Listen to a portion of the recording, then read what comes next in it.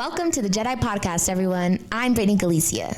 And for today's episode, we're focusing on Women's History Month. The annual observance of women's contributions to American culture, history, and society began just 36 years ago, which in my personal opinion is not long ago.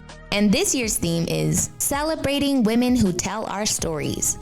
And it seeks to acknowledge women of the past and present who have been a driving force in relating the narratives of women in print, radio, TV, stage, screen, and other forms of media. Today, I will be joined by two guests, Clinical Administrator at NEVHC's Canoga Park Health Center, Karina Gardea, and Professor Shira Brown of California State University, Northridge. Thank you so much for joining us, and we'll be back after this. NEVHC, in collaboration with Ramstead Strem and Spine Media, is producing a series on intersectionality. The series takes the basic concept of how our intersecting identities, including race, gender, ethnicity, education level, and others come together to give us both privilege and power simultaneously. The first season of this series will be released this fall, so stay tuned to the Jedi Podcast for further details.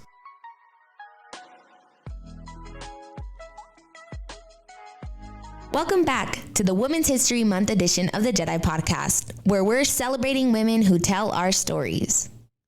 Our first guest is Clinic Administrator at NEVHC's Canoga Park Health Center, Karina Gardea. Welcome to the show. Thank you for having me. Perfect. Thank you so much for being here. So, since we are focusing on the celebration of women who tell our stories, perhaps the best place to start is with your story. Can you tell us a little bit about your background and your journey to your current position with NEVHC? Yes. So, my background is primarily in health science.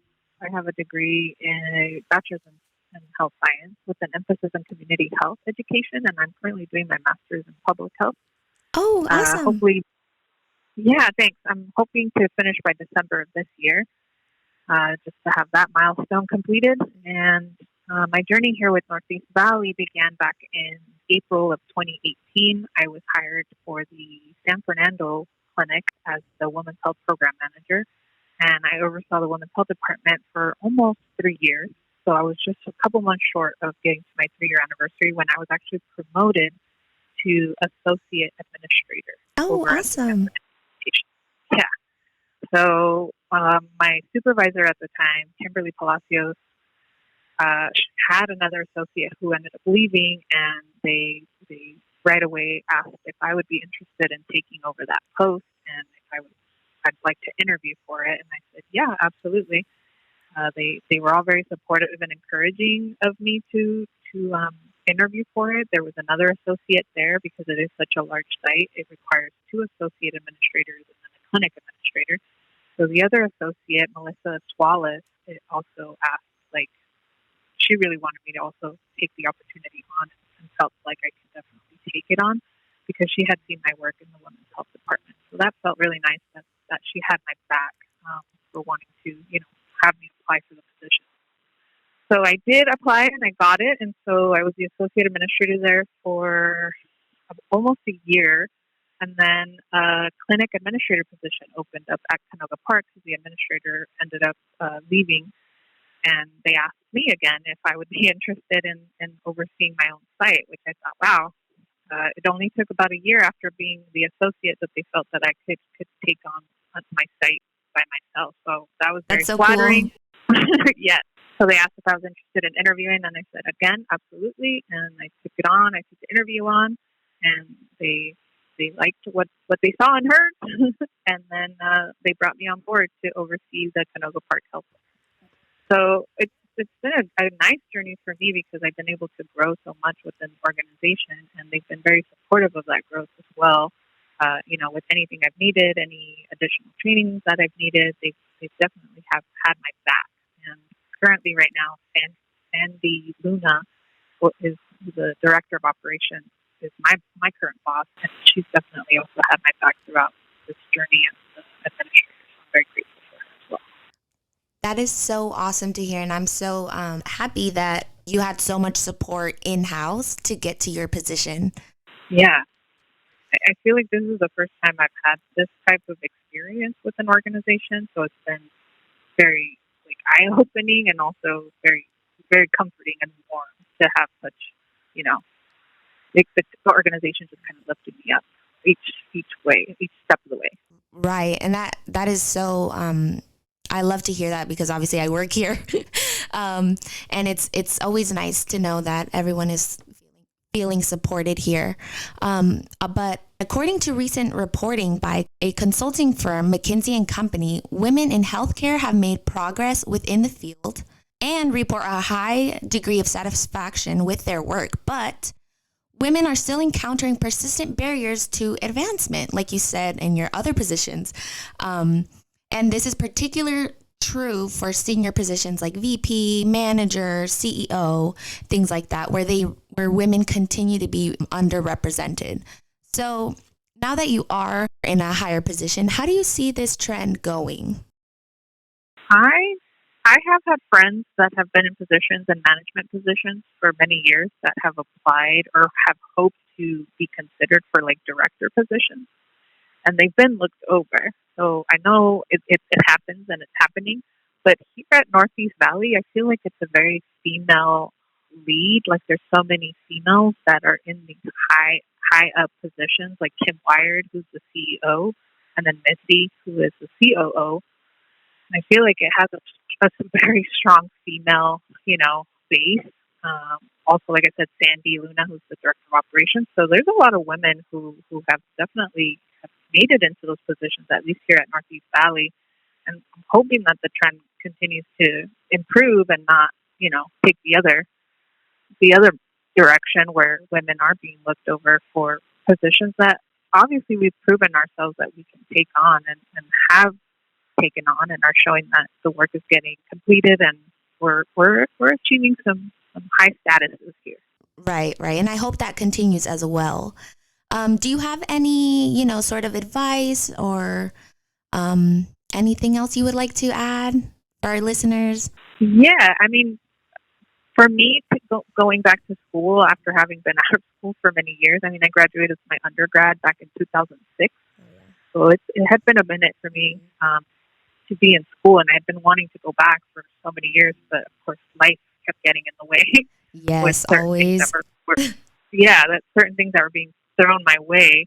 But I would definitely encourage anyone who ever feels like it's too late for them to go back to school, that it isn't, that it's never too late and you're never too old. And I always feel like you can never be overeducated and you can never be overdressed. Yes, definitely. That's my philosophy in life. So I think if anyone's ever interested in just pursuing higher education, there's never a wrong time for it. Right. And I agree with you. Well, thank you so much, Karina. I hope you do well with your degree and your master's program. Thank you. Yes, I appreciate that. So thank you so much for being here and joining us for Women's History Month. Thank you again for having me.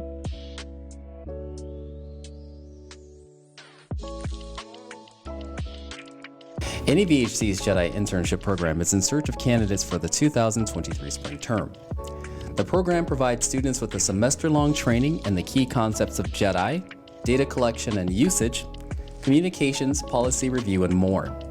Students who complete the program will receive a $1,000 stipend and course credit at their respective college or university. For more information about the JEDI internship program or to recommend a candidate, contact me at area code 818-898-1388 extension 42003 or email me at reginaldaustin@nevhc.org.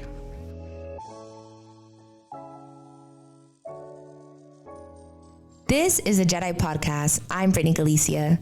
Our next guest is a professor in the Department of Gender and Women's Studies at CSUN, woo woo, my alma mater, and the director of the university's Women's Research and Resource Center, Professor Shira Brown. Welcome to the JEDI podcast. Thank you so much for having me. Of course. Thank you so much for being here. So I would just want to start off by asking about the history of the Department of Gender and Women's Studies. Can you tell us a little bit about the story of its development? Sure. We actually have a really great history. We've been on this campus since 1977. The department has been here. But at that time, we just had a minor. So it was first approved in 1977. and it was not really a department at the time. They called it a program. And it wasn't until 1999 when we were approved for the major. And when you have a major, that's when you become an official department. Oh, wow. And then in 2018, we actually were able to start offering a double major for students. That's when it was approved. So we were able to start offering it in 2019 for our students. So over, these 30 plus years, we've been almost 40. Well, we've been able to sort of grow in that way from, just a program to a department, and now a department that offers a double major. Wow, that's amazing. So that's sort of, that's the basic history of sort of how we got here. Of course, it all sort of coincides with the different waves of feminism, right? In the 70s, that's when we saw the second wave of feminism. Right. So that's when a lot of departments and programs started popping up on campuses. Right. That's so awesome. I know you said it's been it's been over 40 years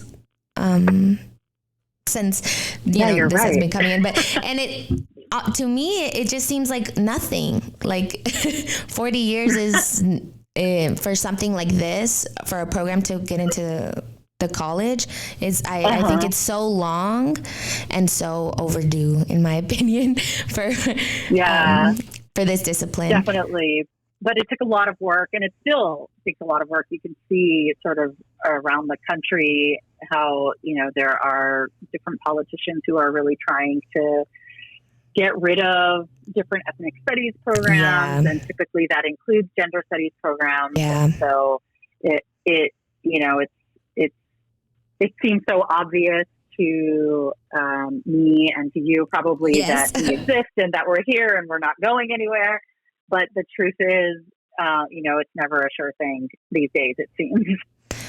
Sadly, unfortunately, but I hope CSUN continues on. That's actually my alma mater, so it's always nice to hear good things. Yes, it's always nice to hear. I love learning new things, even when I'm out of CSUN, of what you guys do, what you guys provide, all the classes you guys provide for students.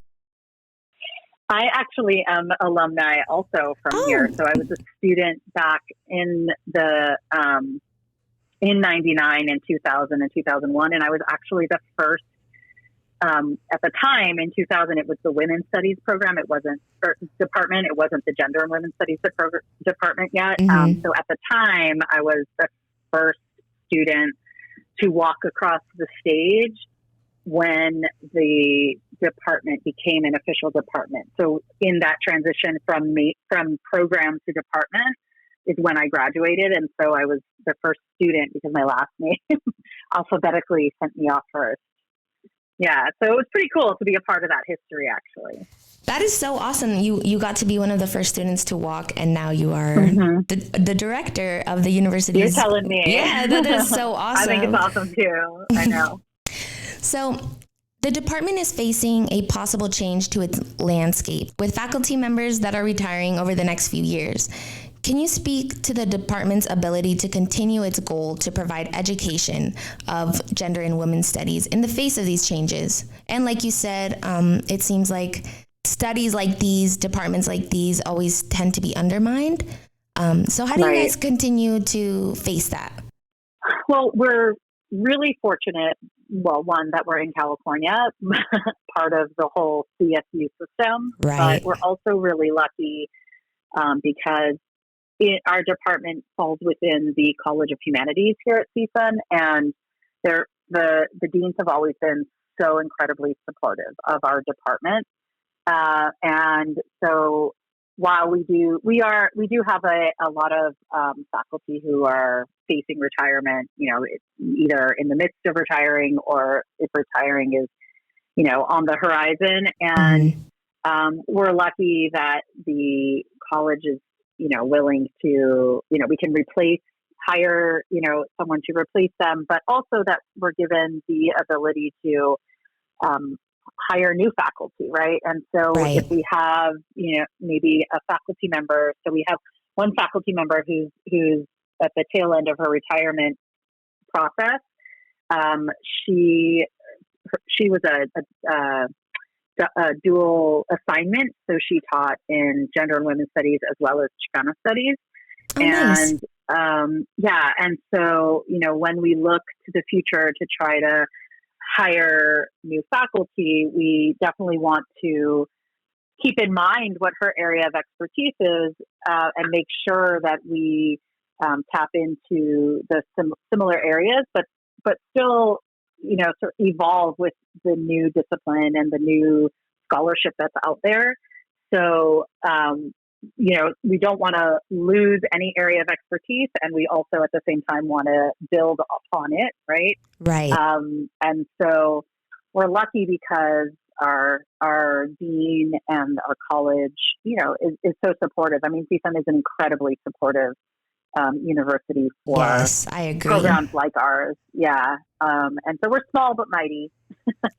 Good. That's so nice to hear. I love hearing when institutions are always caring about the students and also as well as their employees, seeing who is the right fit for this job, for the students, and also who will also help push this department forward.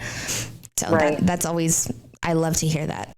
Yeah. I mean, it's not without it. Sometimes we have to argue a stronger case. Yes. Sometimes more than others, but in the end, we typically get what we need to be able to be successful. So that's good. I love that. So what is the story behind the Women's Research and Research Center, and what role does it play in helping to bring attention to both important narratives told by historical and contemporary women? So the Women's Center actually has a longer history on this campus than the department. We have been here since 1973, and we are the oldest women's center in the Cal State system, which is actually a history that we're really proud of. Wow. So yeah, we've been on this campus. We actually started, we have a great history. We began, there was a faculty member who was teaching a class in 73, if you can imagine, or a little before actually, called some form of like rhetoric of women or some kind of class like that. And in that class, there were a handful of students who just at the time had mobilized because they really felt like this was a topic that was of like utmost importance to them right then and there, and that they needed to, sort of see more courses like that on campus. Because again, this is like 5 years before we were approved to have a minor on campus, right? Right. So these students ended up actually meeting as a collective after hours in that faculty person's office, right? Just like using floor space. So that sort of consciousness raising group is what developed into the Women's Center ultimately in 1973. But it was really at the support of a lot of the female faculty at the time. So while there was this student interest, it was really faculty from all sorts of different departments who knew that this was sort of the next thing that needed to happen, right? We needed to have a women's studies department at the time. Yeah. And so that this energy that was sort of snowballing at the time went, these faculty members just kind of came out of several departments and were able to turn it into a center, right? And so they were able to speak with the student government and, just do all of the work that they needed. Eventually they got a space that wasn't the floor of this faculty member's office. And they were able to start doing the work. And it was really from there that the program of women's studies came, onto the campus. So there were already these classes being taught, but it wasn't formalized into its own department. It was in different departments, right? So communications departments and in different areas. And it wasn't until 1977 that it became its own program with the minor. Wow. Yeah, but I don't think I answered your question about, speaking to, that's the history of the Women's Center. Sorry. But no, it was so interesting to hear. I think so too. Yeah, it was such a great story. I never knew that, and I went to school there. Yeah, right. And it is often a PR problem. That's what I think. But yes, some people will go their entire school career not knowing that we even exist, right? And we try, and with social media, I think we do a better job sort of connecting with students, obviously, but it's sort of one of those like best kept secrets on campus. And, as we've evolved, we offer more and more services, more and more opportunities for students. And really our goal is to provide resources and opportunities for students, anything to get them to graduation, right? Right. And so what we're able to do through the resources that we offer, as well as through the programming that we create, is bring in those narratives, right, of the historical stories, right, and paying homage to the women at the start of the movement, right, by honoring them, whether it's through film screenings or discussions or whatever it is that is sort of relevant to students at the time, right, but then also looking at contemporary stories and narratives of women and women-identified people who somehow are able to, speak to our students, right? Because what I find interesting might not be necessarily what our students find interesting, which is how the Women's Center actually, how I position us, because I make sure that I circle myself with tons of students who sort of have their fingers on the pulse of like whatever is important to other students. Right. And that's how we get the stories told of those stories that are relevant to today, right? Which is different than the stories that were relevant when I was a student and the stories that were relevant in the 70s, right? Yeah. And so we just try to keep evolving and keep getting people to come to the center, but then also come to our programs, so that there's the educational component as well. Right. Well, thank you so much. I think what you're doing is so important to the fellow women like me, alumni, current students. Thank you. I have a question. Is there anything that you would like the listeners to know, or any fellow CSUN students or alumni, or even just the community? Yeah. Well, I know I always really want to make a point to say that even though we're the Women's Research and Resource Center, we are for all students, right? Mm-hmm. We're not just for women students and women identified people. Anyone can come to the center.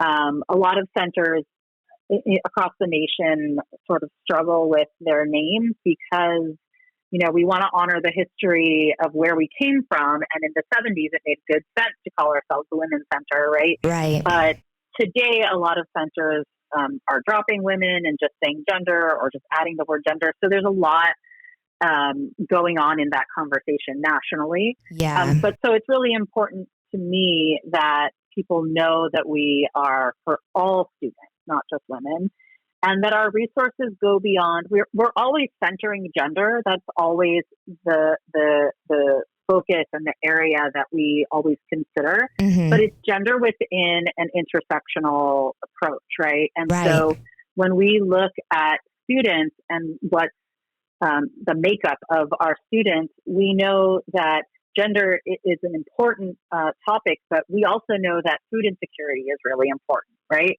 And so when I realized like, our students are really hungry, and being hungry makes it really hard to concentrate while you're a student, right? And to be successful. So the Women's Center opened up a food pantry, right? and we still have a food and toiletry pantry at our location. We offer free produce, free groceries, free toiletries. Wow, how awesome. And we've been doing that. Yeah, and we've been doing that. And we're separate from the university's food pantry. We started at different times. We support each other completely, but we are a fully donation-based student-run pantry. So that's just one of the resources, right, that we offer. And again, for all students, not just for women. We also run the campus wellness vending machine, which is a vending machine in our student union that carries emergency contraceptive pills. It carries pregnancy tests and condoms and COVID tests and everything that you really need for your sexual health, your sexual and reproductive health and well-being. And so we've been doing that for several years, and we were the first in the CSU to have a wellness vending machine. Now they're popping up all over the place, which is excellent. But, we're really trying to stay on top of the needs of our students. And so it's not just about, women are coming here to find support with other women, right? That was the Women's Center of the 70s. Yeah. And we're really like a different evolution of where we started from. And so I just really like to make sure that anybody who is interested knows that, we're here for all students and alumni and faculty and staff. Everybody, who's affiliated with campus should know that they're welcome here.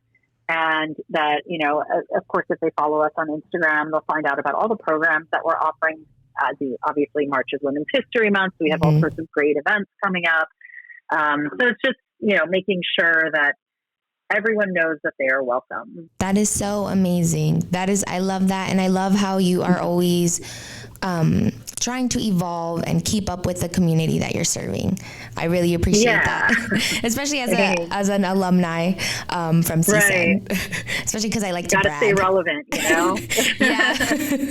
I like to brag. Yeah, I went to CSUN and they're doing all these cool things for the community and for the students. We are. I could go on and on. I'm really proud of the work that we're doing on campus, but also obviously at the Women's Center. Yes, I'm proud of you guys too.